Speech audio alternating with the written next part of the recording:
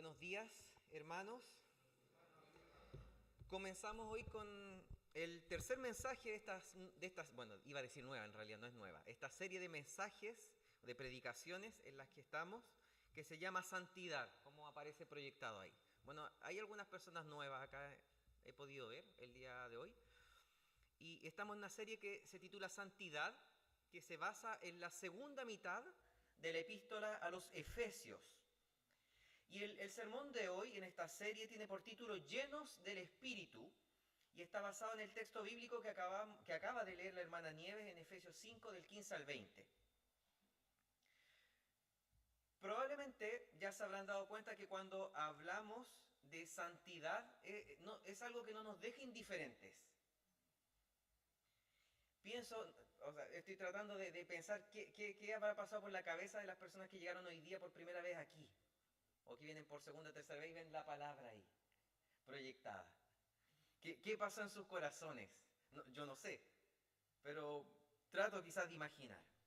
Porque como les decía, es algo que no nos deja indiferentes. Puede ocurrir que cuando hablamos de esto, de santidad, nos confronte y veamos cuán necesario es venir a los pies del Señor en arrepentimiento y fe, tomando conciencia de que necesitamos caminar en rectitud. O también puede suceder que se trate de una verdad que nos incomode, que nos moleste. Recuerdo hace unos días atrás andaba con una camisa, una polera con un chaleco que me molestaba y estaba todo el rato así, como tratando de acomodármelo de alguna manera. Esa sensación de que uno no se puede quedar tranquilo, que hay algo que molesta, que incluso puede hacer que uno sienta rechazo. El no querer oír lo que el Señor nos dice por medio de su palabra, incluso llegar hasta a alejarnos. Pero algo pasa con este tema. Algo ocurre en nosotros. Reaccionamos con humildad y con arrepentimiento, o puede incluso que reaccionemos de mala manera. Que de verdad digamos, no, esto no... O quizás ni siquiera digamos algo, simplemente viene un rechazo y punto. Es muy poco probable que nos dé lo mismo, que tomemos una actitud neutral cuando vemos esta palabra o cuando leemos este tipo de textos bíblicos como el que leyó la hermana Nieves. Algo se produce en nosotros. Puede ser una reacción positiva o negativa, pero algo. Y eso tiene una explicación, ¿ya? Tiene una razón de ser. Se trata de la obra del Espíritu Santo, independientemente si la reacción es positiva o negativa. Si nos mueve al arrepentimiento y a la fe, o nos mueve a tomar distancia, cualquiera de las dos reacciones, bueno, pueden existir múltiples reacciones, pero es porque el Espíritu Santo está obrando allí, está enviando señales de alerta, nos está confrontando y nos muestra que algo no anda bien, en nosotros y que eso necesita ser corregido. Recuerdo haber escuchado hace unos años atrás, un pastor decía que cuando uno va en la vida y se encuentra frente a tentaciones, es como si existiera una marca en el suelo y uno va de repente avanzando y va a dar el paso y está el Espíritu Santo como una alarma al lado, haciendo ruido, mostrándonos, no sigas caminando hacia allá. Y si pasamos esa línea, sigue la alarma, sigue ahí haciendo ese ruido. No para de sonar hasta que seamos llevados al arrepentimiento. Porque de lo contrario, como les decía, sigue allí el Espíritu Santo mostrándonos eso. Y si no queremos hacerle caso a esta alerta del Espíritu Santo, molesta, desagrada, mueve al rechazo. Así que el objetivo de esta serie de mensajes es justamente que Dios nos hable, que hable a nuestra vida y nos confronte en las áreas que necesitamos arrepentimiento. Que la palabra de Dios cumpla esta función de mostrarnos en qué estamos fallando y de llevarnos a los pies de Cristo.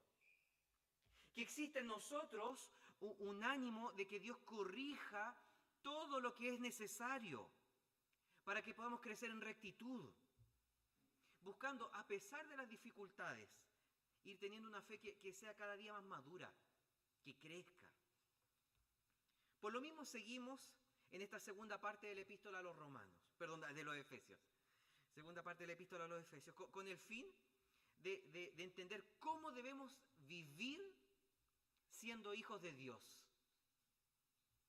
No solamente lo que tenemos que creer, porque la Biblia está llena de esto, qué tenemos que creer, pero también cómo debemos conducirnos en la vida. Y esta porción de la Escritura que leyó la hermana Nieves sigue la misma línea de lo que hemos visto hasta ahora en esta serie, en las dos predicaciones anteriores, sobre la importancia de no vivir como los que no conocen a Cristo, cuyo entendimiento está entenebrecido, sino de dar testimonio en nuestro carácter, en lo que somos y en nuestros actos, en lo que hacemos, de la obra del Espíritu Santo en nuestra vida. Y esta obra como algo que debiese ser natural en nosotros, ahora que ya nos encontramos con el Señor. El pasaje comienza así: mirad pues con diligencia cómo andéis. Dice, no como necios, sino como sabios, aprovechando bien el tiempo, porque los días son malos. Por tanto, no seáis insensatos, sino entendidos de cuál es la voluntad del Señor. ¿Se dan cuenta, hermanos? En los primeros versículos de este pasaje vemos la misma fórmula que aparece en los textos bíblicos de las dos predicaciones anteriores. Esta idea de no vivan de esta manera, sino de esta otra. O no sean de esta forma, sino de esta otra. Se trata de un marcado contraste entre no estar en Cristo y sí estarlo. O nuestra antigua manera de vivir y cómo debiese ser la actual.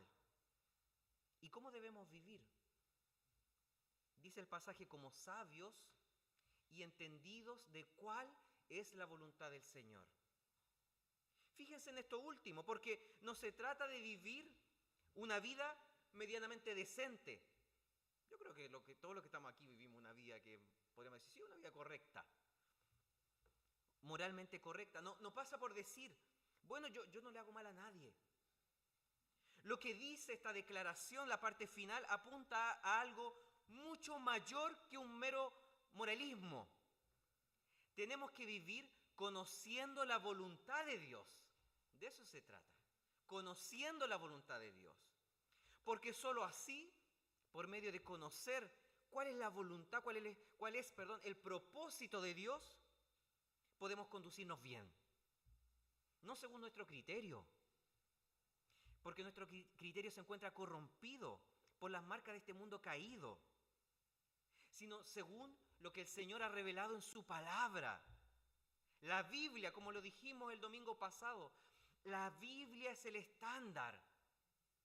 La Biblia es la vara con la cual debemos ser medidos. Y este punto es determinante, porque existe una tendencia en nosotros de querer fijar la vara con la cual nos medimos, y de pasada con la que medimos a los demás.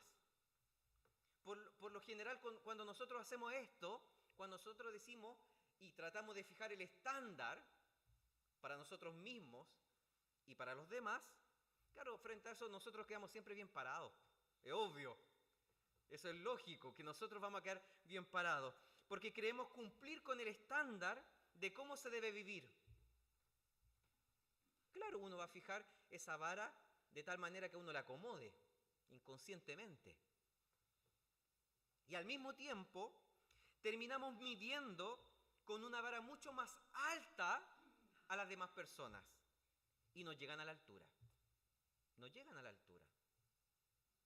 Por lo general, aquellos que nos agradan, sí, vamos a pensar, sí, ellos sí, dan el ancho. Pero aquellos que no nos agradan tanto, no, en realidad les falta. Pero ese es un problema, porque esa es una tendencia pecaminosa. Porque tratamos nosotros de ponernos en el lugar de Dios. Lo que corresponde, según la Escritura, es que unos y otros, todos seamos medidos de acuerdo a la Escritura. No somos nosotros quienes decimos o medimos o ponemos el estándar. Es la Escritura que lo fija. Y con ese estándar todos debemos ser medidos. La Escritura es la única regla de fe, no solamente de fe, de lo que debemos creer, de práctica. Cómo debemos vivir. Y ahí todo cambia. Porque nos hace, cuando comprendemos esto, nos hace ver la necesidad real y profunda que tenemos de Cristo. Porque claro, como decimos coloquialmente, no damos el ancho si nos medimos con la Escritura. Y al mismo tiempo nos muestra cómo debemos caminar, no según nuestro criterio, sino según el deseo de Dios. Pero el pasaje no termina ahí, sino que sigue diciendo, no os embriaguéis con vino, en lo cual hay disolución. Esto es como iniciando septiembre, de verdad es como, miren, no se emborrachen, en lo cual hay disolución. Antes bien, sed llenos del Espíritu. Y en este versículo también se encuentra un contraste, como en los versículos anteriores. Claro, uno podría pensar que lo opuesto a emborracharse es estar sobrio. Es como, uno diría, eso es lo lógico. Pero aquí no se trata de eso. Ni siquiera dice no tomen, así que tranquilos hermanos. No dice no tomen. No es una prohibición para beber alcohol. Aquí se está hablando sobre qué es lo que nos llena. El alcohol en exceso, por eso está hablando de emborracharse, el alcohol en exceso que afecta los sentidos y la capacidad de juicio, eso es lo que nos está llenando. O el Espíritu Santo, que es la tercera persona de la Trinidad y cuya llenura nos hace vivir en comunión con el Padre. ¿Qué nos llena? Este producto en exceso que perturba nuestra mente, como les dije, que nos hace perder el juicio, o la persona, el poder que nos mueve a vivir una vida plena. De eso se trata, hermanos. Bueno, y yo corté la frase, porque dice, llenos del Espíritu, continúa, llenos del Espíritu, hablando entre vosotros con salmos, con himnos y cánticos espirituales, cantando y alabando al Señor en vuestros corazones, dando siempre gracias por todo al Padre, al Dios y Padre, en el nombre de nuestro Señor Jesucristo. Así que todo eso va de la mano. Está unido la llenura del Espíritu con el hecho de vivir alabando al Señor con todo nuestro ser y con acción de gracias. Y frente a esta parte, esta porción, podríamos preguntarnos, ¿qué sale de nuestra boca? A propósito de lo que dice, cómo debemos vivir. ¿Qué sale de nuestra boca? Porque aquí dice deben salir cánticos espirituales, himnos, salmos. Tener acción de gracias a Dios, el Padre, en el nombre de Jesucristo. Pero en nuestra boca, ¿sale eso? ¿Son palabras de acción de gracias lo que sale de nosotros, de alabanza? ¿O son palabras que destruyen y hieren? ¿Lo que hablamos bendice o mancilla el cuerpo de Cristo? ¿Edifica o deshonra al Señor? ¿Cuán importante es que nuestras palabras y nuestra actitud reflejen que el Espíritu está obrando en nosotros, que está transformando nuestra vida?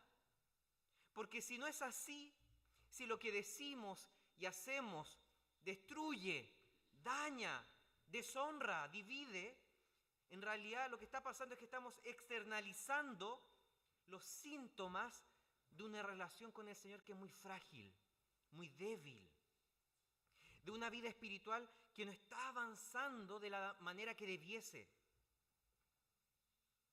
Hermanos, las palabras del Señor aquí podríamos decir, son propositivas, es decir, nos confrontan, pero nos confrontan para animarnos, esa es la idea, para animarnos respecto de cómo debemos vivir. Aquí el Señor no se trata, Él no nos está dando palos, no es eso, Él nos anima, Él nos dice, así deben vivir. Dios aquí nos está impulsando para que nuestra vida sea como una ofrenda de acción de gracias, para que en todo vivamos con una actitud de alabanza. Esa es la idea. No se trata de decir, no, es que aquí no están haciendo esto, sino sean llenos del Espíritu.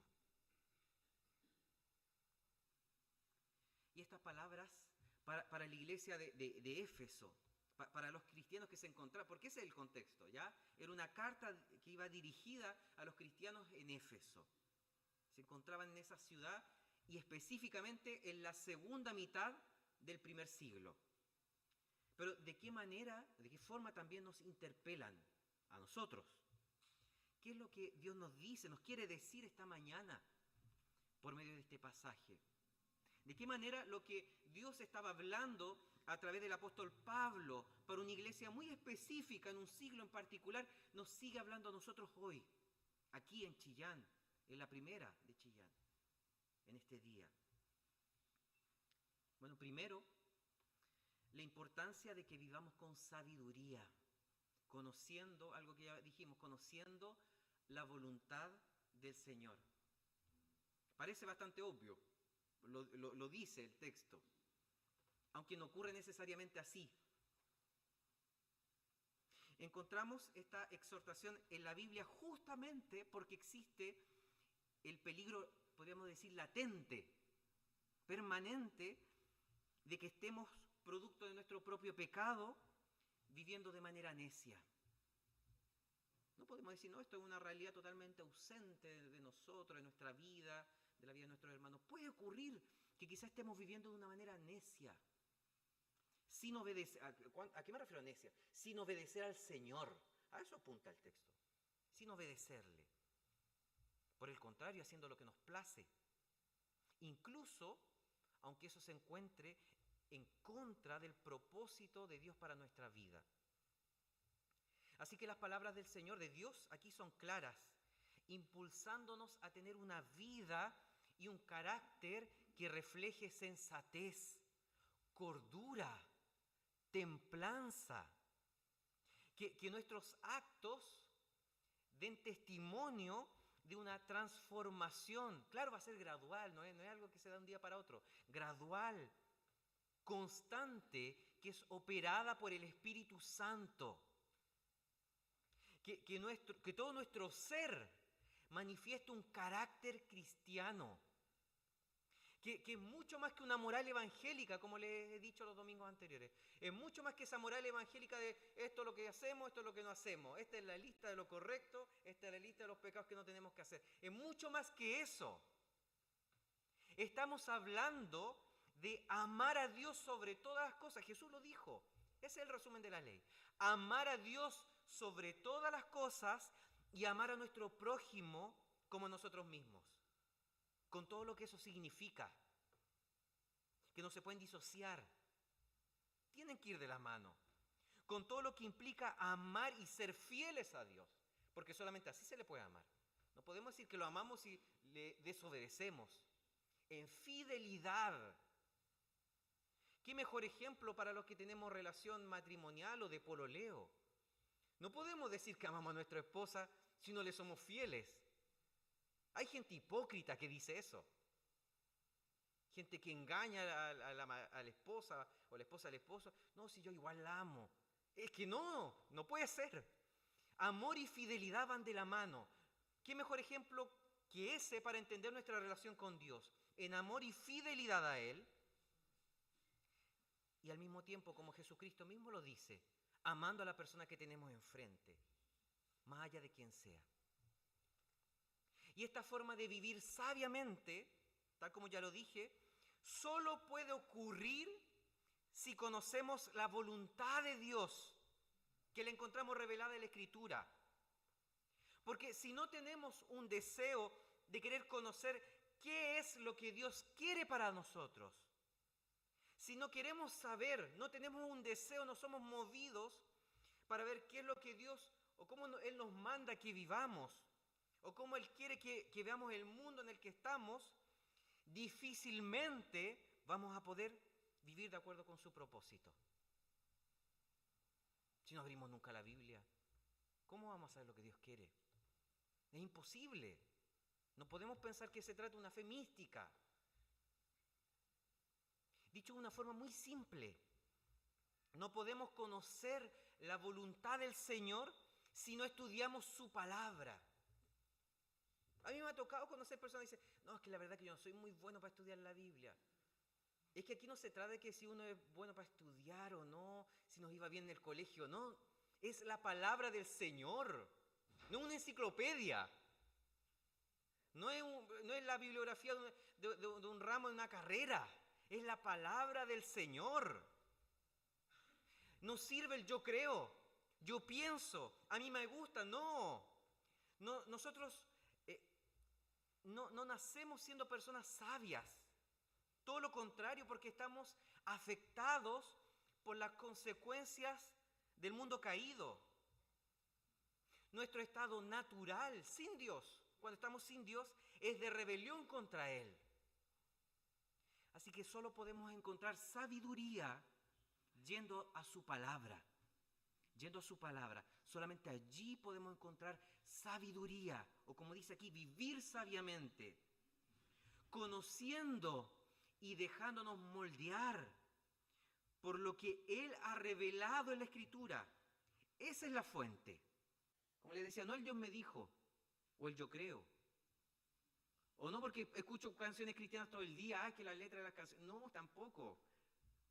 El problema es que nos terminan adoctrinando la alabanza cristiana si no estamos abriendo la Escritura. Ahí hay un problema. Porque no necesariamente la música cristiana, de hecho, como le escuché a un pastor hace mucho tiempo atrás, si ve toda la música cristiana que existe, probablemente, lo dijo cuando existían los CD, probablemente uno tendría que tomar el 80% de los CD y tirarlo a la basura. Porque claro, nombran Jesús, Dios, pero no necesariamente tiene un mensaje bíblico, teológico, sólido. Así que la fe mística que deja la Biblia de un lado no sirve. No sirve. En segundo lugar, tenemos la necesidad de ser llenos del Espíritu y que esta realidad de llenura nos mueva en todas las áreas y con todo nuestro ser a vivir alabando a Dios y con acción de gracias. Alguien que realmente esté lleno del Espíritu, que viva esta llenura, no va a estar quejándose todo el tiempo, o lamentándose por todo, o dañando a cualquier persona. No. Esa no va a ser la actitud de alguien que realmente está experimentando este tipo de llenura. Porque la presencia de Dios transforma. Transforma. No estoy diciendo que nos hace perfectos ahora, no. Sabemos que ninguno de nosotros puede alcanzar un estado de perfección aquí, no. Pero transforma. Claro, seguimos siendo pecadores. Todos, absolutamente todos los que estamos aquí presentes, tropezamos. Nos equivocamos. Pero otra cosa muy distinta es permanecer firmes e insensatos con una actitud dañina, quejumbrosa, oscura. Otra cosa muy distinta es permanecer firmes y soberbios en el pecado. Eso no es algo digno de nosotros como hijos de Dios. Nuestro carácter debe reflejar un desarrollo, como les decía, una transformación, un crecimiento en madurez. La obra que el Espíritu Santo está haciendo en nosotros, claro, con todos los baches que hay en el camino, más que en el camino, en nuestra vida, los errores que cometemos en este proceso, pecados, no solamente errores, pecados que cometemos, porque estamos lejos de tener una vida perfecta, pero aún así, siendo cambiados, gradualmente, pero siendo cambiados por el poder del Señor. Si eso está ocurriendo, si el Señor está obrando en nuestro corazón, necesariamente se va a proyectar. No porque nosotros hacemos algo, se da solo. Nosotros no somos un árbol de Navidad que tenemos que empezar a adornarnos y mostrar, miren, lo que el Señor está haciendo en mí. No, naturalmente, no es algo mecánico. algo que solito se da. Y esa actitud, ese carácter tiene que ir de la mano con un sentimiento y con actos de gratitud. Cuán importante es que reconozcamos las bendiciones y el obrar de Dios en todas las cosas, en todo lo que vivimos día a día. Que tengamos esa capacidad de maravillarnos, de deslumbrarnos frente al poder y los regalos del Señor. Todo lo que recibimos en todo orden de cosas. Su sustento, sus cuidados, su dirección. Y es muy bonito, digo bonito porque me parece muy bonito el cómo termina este texto bíblico en el versículo 20, porque dice que todo lo hagamos dando gracias al Padre en el nombre de Jesucristo. En el nombre de Jesucristo. Ese es el único camino posible. El único camino posible para nosotros. Solo podremos vivir vidas que sean realmente de santidad y no de un moralismo barato, de santidad, si lo hacemos en conexión a Dios por medio de Cristo. Él, Cristo, como el puente que nos une al Padre, como nuestro mediador. Porque como les dije recién, cuando hablamos de vivir sabiamente, no es para demostrarle algo a alguien, no.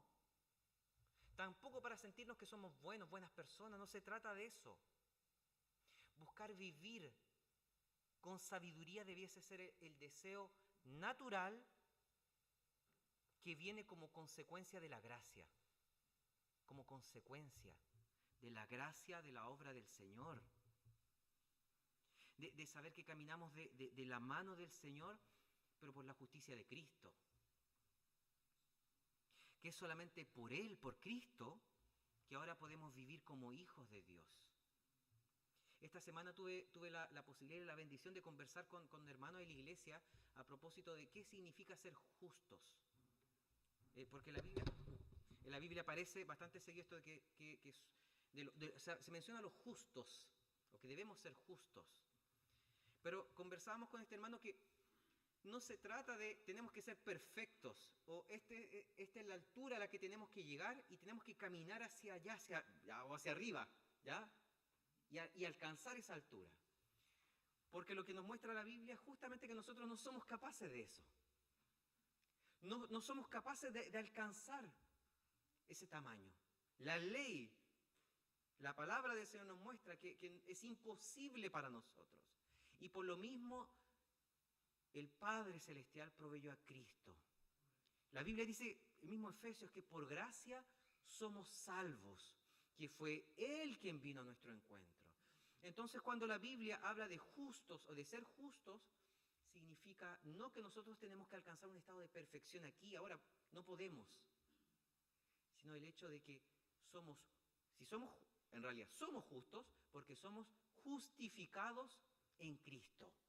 Eso es. Dios el Padre, por la justicia de Cristo, nos declara justos. No por nuestros méritos. No es por algo que podemos hacer. No es porque somos buenas personas. Porque mañana voy a ser mejor que lo que fui hoy día. No. Él nos declara justos por su sola gracia. Por su sola gracia. Nada más. Es algo gratuito por el amor de Dios. Y es porque Él nos declara justos, que ahora estamos reconciliados con el Señor, que eso nos lleva y nos impulsa a vivir una vida que le agrade. Pero insisto, hermano, yo sé que puedo ser demasiado reiterativo, pero es necesario ser reiterativo en esto. La santidad, una vida que le agrade al Señor, es la consecuencia. No es eso lo que nos salva, no es eso lo que hace que Dios nos ame, no. Dios, si somos cristianos, Dios ya nos ama en Cristo Jesús. Lo demás será el resultado. Es el hecho de que porque el Señor nos ha amado, ahora Él nos lleva de su mano para que crezcamos con Él. Y para que vivamos una vida que sea coherente con la fe que Él ha puesto en nuestros corazones.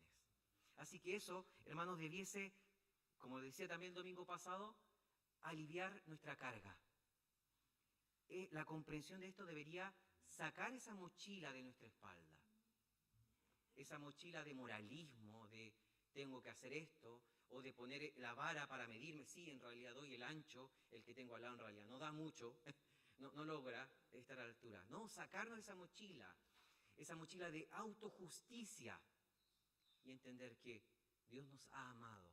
Y es por eso que Él, con su Espíritu, nos impulsa a vivir una vida que le agrade. Es solo eso, dar frutos. No se trata a propósito del árbol de Navidad, no se trata de nosotros adornar el arbolito poniendo frutos artificiales. No, el fruto que naturalmente nace. Se riega la planta y listo. Pero sale solo, es algo natural. Si el árbol está sano, por supuesto, si está sano. Y en eso tenemos que estar trabajando. Que el Señor siga transformando nuestra vida de tal manera que se vean los frutos. No porque, como decía, no porque nosotros los ponemos, sino porque surgen solos, ¿ya? Que se vean esos frutos, que vivamos con sensatez, que nosotros podamos sentir a propósito de la voluntad de Dios, de vivir de acuerdo a su voluntad, que podamos sentir hambre por conocer más de la palabra de Dios. Es necesario que sintamos hambre de conocer su palabra y que esa hambre se refleje en nuestro carácter. Esa búsqueda del Señor en su palabra, en la Escritura, se refleje en nuestro carácter, en nuestras palabras, en nuestras acciones. Que amemos más las personas que los objetos, que las cosas. Una reflexión que he estado dándole vuelta la última semana, esto de cuán importante amar más a las personas que a las cosas. Muchas veces en nuestra vida pareciera que ocurre al revés.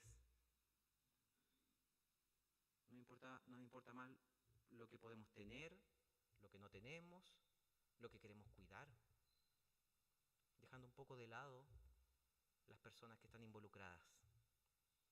Hermanos, que maduremos en la fe, que podamos crecer espiritualmente. Porque si no crecemos nosotros en lo individual, en lo particular, en santidad, es imposible que lo hagamos como iglesia. La iglesia, en su totalidad, es el reflejo de lo que vivimos nosotros individualmente. Yo no veo en ninguna parte de la Escritura donde una iglesia, donde los hermanos todos estemos muy saludablemente en nuestro espíritu. No, pero la iglesia anda mal. Es que no tiene sentido. Necesariamente lo que uno vive en lo individual se refleja en lo colectivo. Necesariamente. Que el Señor tenga misericordia de nosotros y siga obrando en nuestros corazones a pesar de nosotros mismos. A pesar de nosotros mismos, el Espíritu Santo siga obrando en nosotros. Oremos. Padre Celestial, gracias te damos, Señor, por todo lo que tú haces en nuestra vida. Gracias por el sacrificio perfecto de Jesucristo en la cruz. Este sacrificio que nos permite ahora llamarte Padre, tener una relación profunda de comunión contigo. Pero también lo normal en esta relación, Señor, que tú ya has establecido, el hecho que tú nos has comprado con la sangre de Cristo, lo normal ahora es que nosotros crezcamos también de tu mano, que podamos reflejar en nuestra vida el que somos hijos tuyos. Que la obra que tú estás haciendo de transformación en nuestro corazón se proyecte, Señor, sea visible, se externalice. Por eso clamamos a ti, Señor, para que tú nos lleves al arrepentimiento en todo aquello que estamos fallando, en esas áreas donde estamos pecando, donde no necesariamente estamos viviendo de acuerdo a tu palabra. Corrígenos, Señor, cámbianos. No porque de eso va a depender tu amor, porque tú ya nos amas gratuitamente, sino para que podamos tener una vida plena contigo.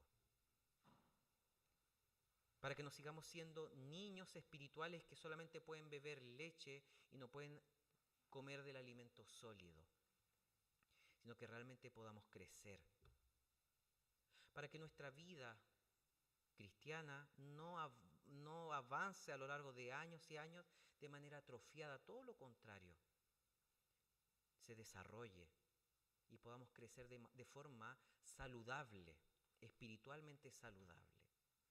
Porque solo así podremos tener una relación más plena contigo, Señor. una relación más saludable, más coherente, y también con nuestros prójimos, Señor, con las personas que nos rodean, con todas las consecuencias que aquello tiene. Obra en nosotros, cambia nuestros corazones, te lo pedimos por los méritos de Jesús. Amén.